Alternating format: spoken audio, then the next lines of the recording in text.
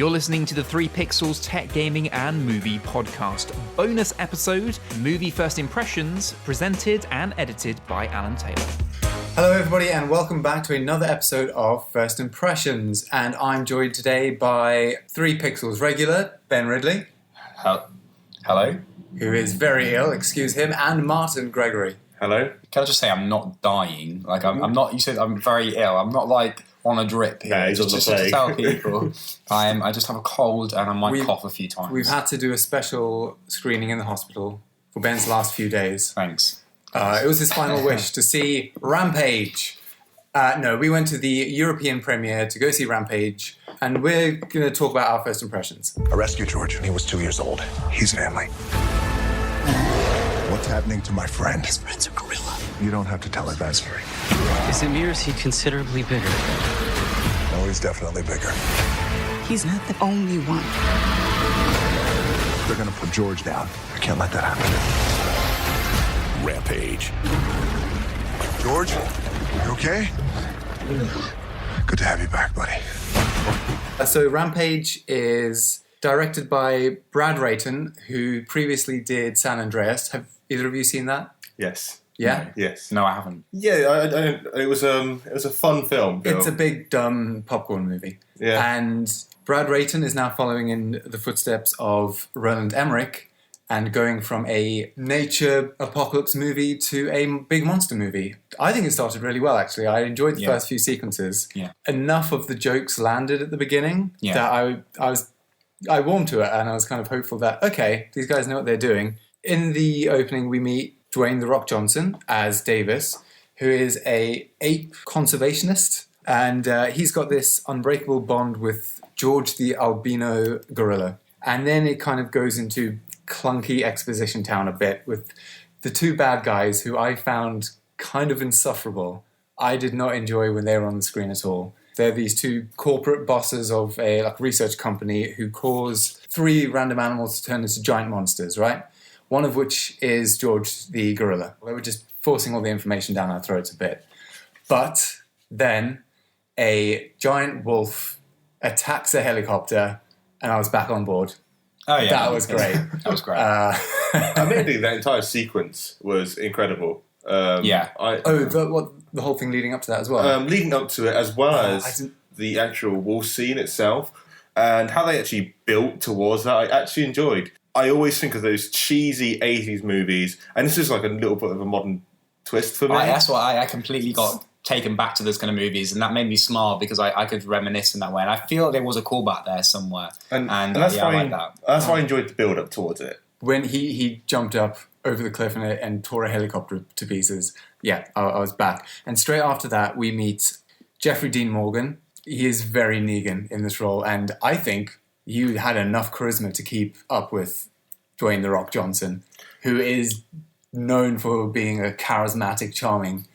I disagree. No? You can't compete with Dwayne "The Rock" Johnson. Oh, no, I think he started extremely strong, and then they just didn't use him very well at all. No, that first interaction between those 2, I really enjoyed. He just appears and then just goes back away, and then there's another bit. That's a writing problem. Jeffrey Dean Morgan, I think he brought...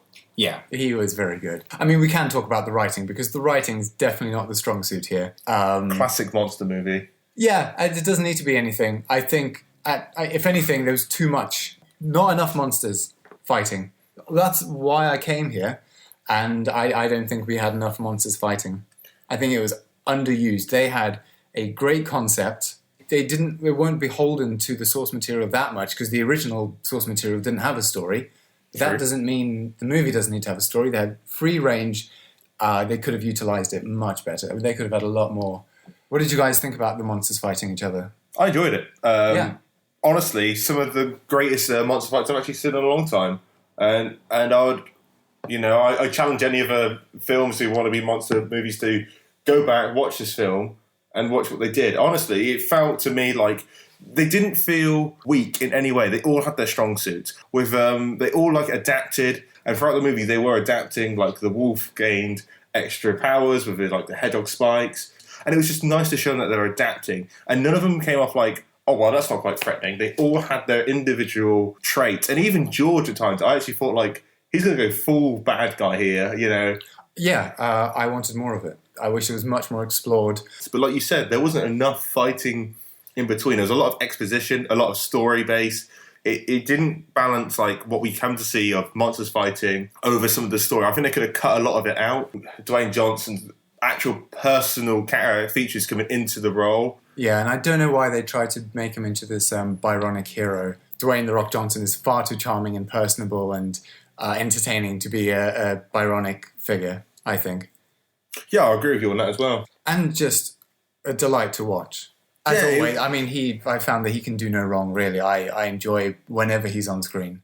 I think the film had a great premise, obviously, with the monster battles, and that final, the scenes going on, in the city, breaking things up. That was what I came into the film expecting to see, and that was when I was probably the most happiest to seeing that stuff going on near the end. And I think the start was absolutely brilliant. The tension building at the start, I was really, really into it. So I agree with everything you're saying. I really like the first few scenes. They didn't really know quite how to get from that start through to the end properly, and I also feel like they didn't really know how to end. I think we wanted to see more going on.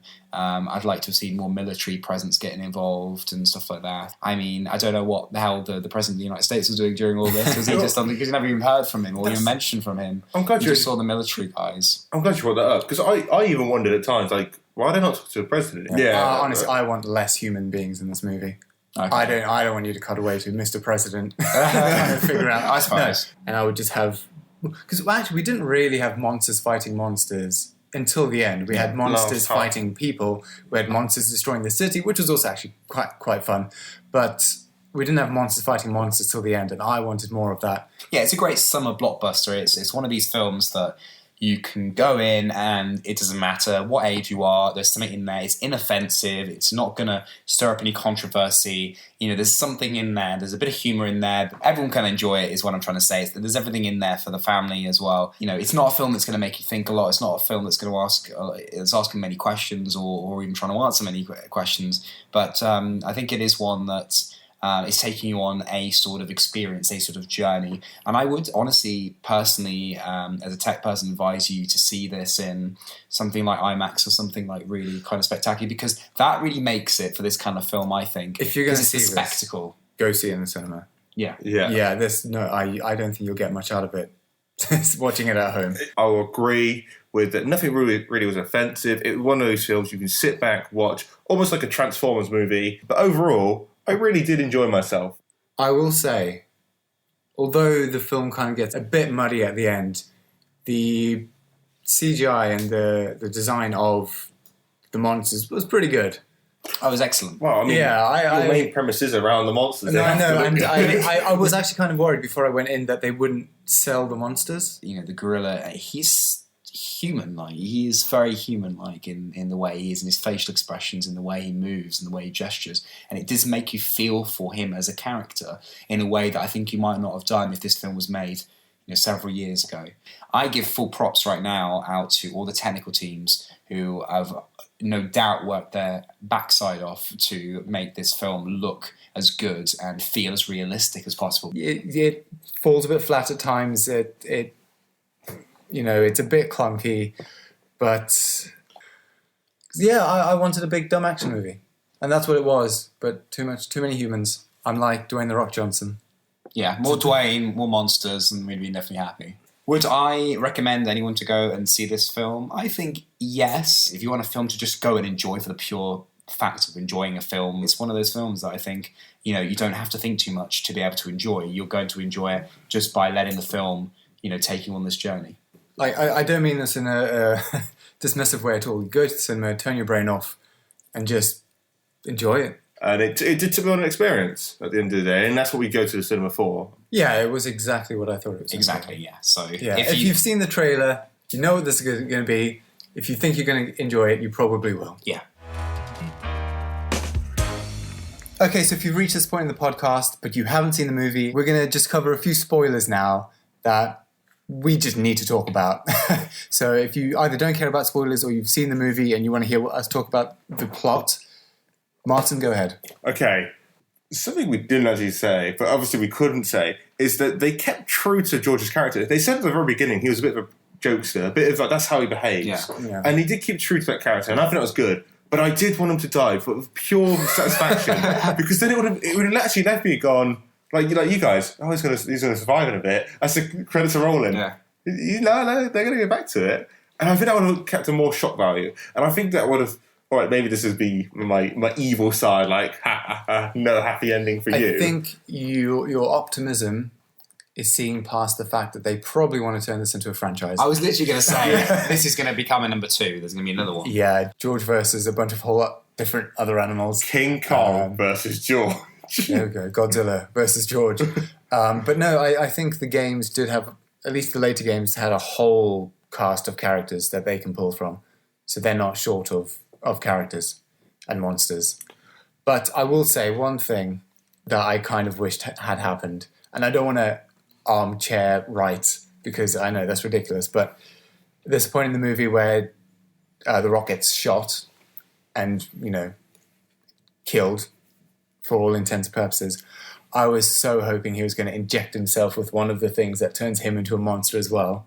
I really wanted them to get weird with it. Yeah, just crazy, quite cool actually, and just weird monster powers and things. Because I know the monsters were cool, but when they did show their powers, it was like the first time we saw that. I was like, oh, okay, I guess that he can fly now. Yeah. But yeah, I wanted them to just embrace. I think I just wanted them to embrace the concept a lot more. I couldn't see Dwayne the Rock Johnson becoming a monster. I just couldn't. Oh, I've been shot. I'm going to die. The only way I can heal is if I inject this Rampage virus into myself. That would have been my kind of crazy nonsense. That's a fan fiction that's coming. Yeah, soon. I'll write my fan fiction. Watch out on I don't know, Tumblr, sure. Because like Ben said, everything I think that's in there is expected. You could choreograph the whole thing from a mile away. Yeah. I'm really sorry. Yeah. One scene I want to talk about, which for it. I think was the best scene of the entire film, was the airplane scene with George on. I think that was the best scene in the entire film, in my opinion. If it's not actually... Why? I just felt it was just a fun action scene, like people flying all over the place, the plane going down. I just really enjoyed it. Watching the forklift just impale him, you're thinking, oh, that's it. You're safe, but as an audience member, you're not safe. No. You know you're not safe. Thank you very much for listening. Thank you, Martin. Thank you very much. Thank you, Ben. Thank you. Bye. See you later. Adios, amigos. You've been listening to the 3 Pixels podcast, a production by Allan Taylor, music provided by Epidemic Sound, and exec produced by Abrupt Audio. With that, thank you for listening. We'll see you next time. Good night. Dwayne Johnson is underrated. No, he's not. He's perfectly. Everyone loves him. Our glasses Underrated.